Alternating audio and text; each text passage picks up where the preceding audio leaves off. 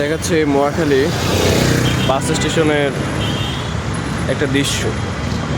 রাস্তা পুরোটা কিন্তু ফাঁকা আছে, ঠিক আছে, রাস্তা পুরোটাই ফাঁকা, কিন্তু এর পিছনের সাইডটা পুরোটাই জ্যাম। আমার একটা লোক আসতেছে, আমি এখানে আধা ঘন্টার বেশি সময় দাঁড়ায় আছি। এই যে বাসগুলো আছে দুই চারটা, এই যে সিরিয়ালে পুরো রাস্তা জ্যাম করে দাঁড়ায় আছে, এদিক পুরোটা ফাঁকা, আর এদিকে বাস একটা গাড়িও আসতে পারতেছে, দুর্ভোগে পড়তেছে। এটা একমাত্র এগুলা বাসের হুজ্জতের কারণে। এই জিনিসটা আসলে আমি বলবো যে ট্রাফিক যারা দায়িত্বে আছে তাদের দেখা উচিত, এদের কন্ট্রোলে রাখা উচিত। তাছাড়া এই সবসময় দেখা যাচ্ছে এরকম ঘন্টার পর ঘন্টা মানুষ মানে নেহায়েত কোনো কারণ ছাড়া জ্যামে পড়ে থাকে।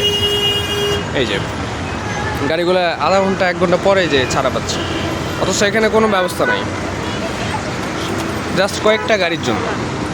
কয়েকটা এই যে অবিবেচক ড্রাইভার, বেশিরভাগই অবিবেচক হয় আমরা জানি।